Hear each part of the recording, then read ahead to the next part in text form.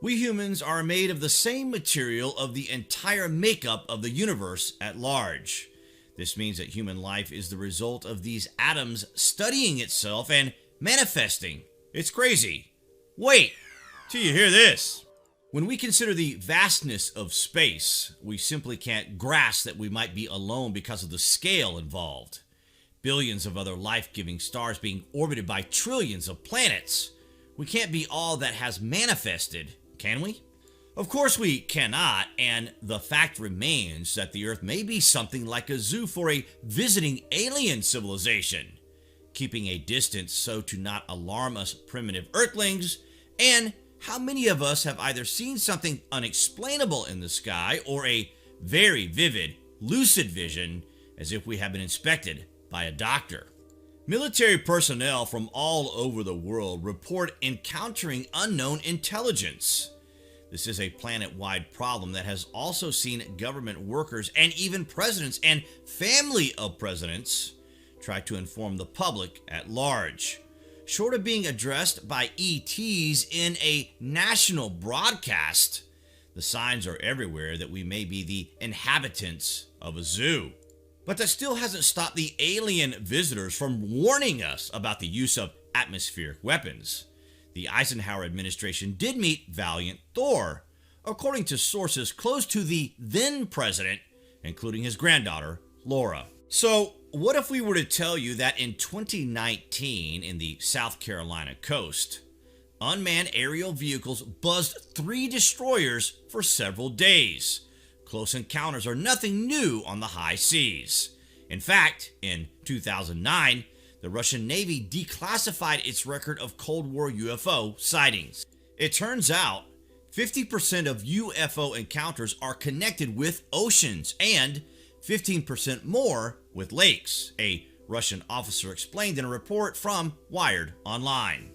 On several occasions, the instruments gave reading of material objects moving at incredible speed. Calculations showed speeds of about 230 knots.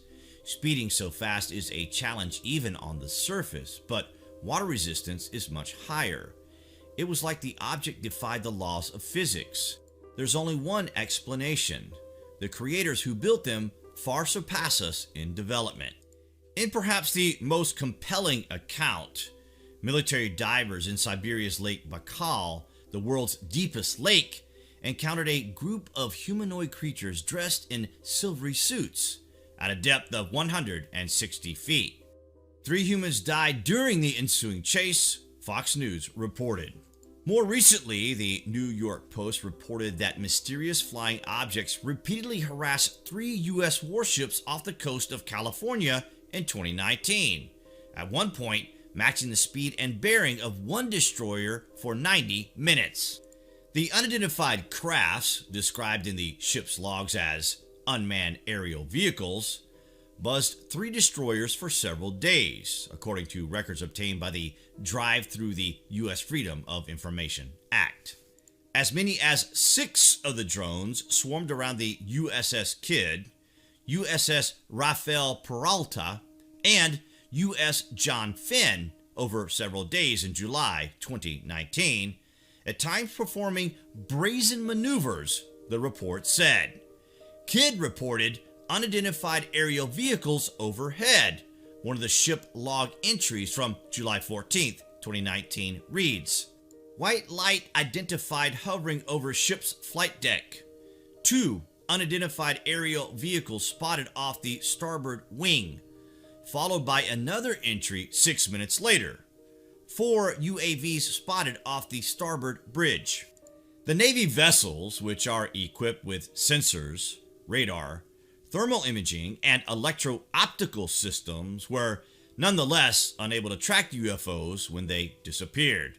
And it seems the issue is not going away. At a roundtable with reporters this week, Chief of Naval Operations Admiral Michael Gilday, the U.S. Navy's top officer, was asked straight-up questions about the incidents. The War Zone was the first to report in detail on these series of mysterious events after the incident was originally uncovered by filmmaker Dave Beatty. Asked by Jeff Skogel, of task and purpose if the Navy had positively identified any of the aircraft involved. Gilday responded by saying, "No, we have not.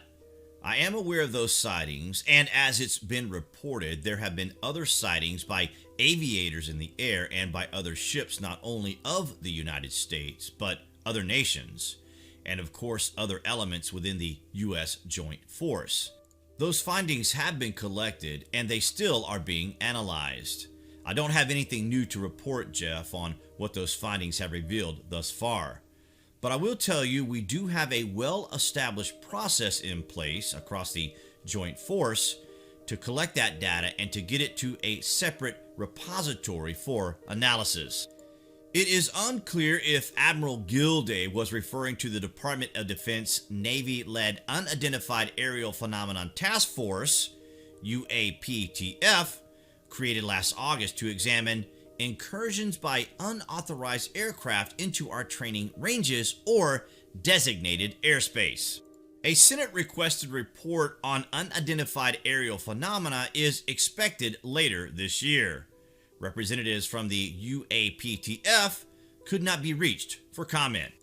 A preliminary response to a Freedom of Information Act inquiries indicates that the Office of Naval Intelligence possesses documents about the incident and that they are intermingled with records from several other agencies. Skogel also asked if there was any suspicion that the aircraft described as drones were extraterrestrial. Gilday responded, "No, I can't speak to that. I have no indications at all of that." As many as 6 UFOs reportedly flew around the warship at a time in often low visibility conditions near Southern California's Channel Islands over a number of days, with the drones flashing lights and prompting security precautions on board, NBC News reported. The drone flights took place near the San Clemente Island, which is home to sensitive military facilities, including a Navy SEAL training site, the Navy's only ship-to-shore live firing range, and an airfield. But what do you guys think about this anyway? Comments below, and as always, thank you for watching.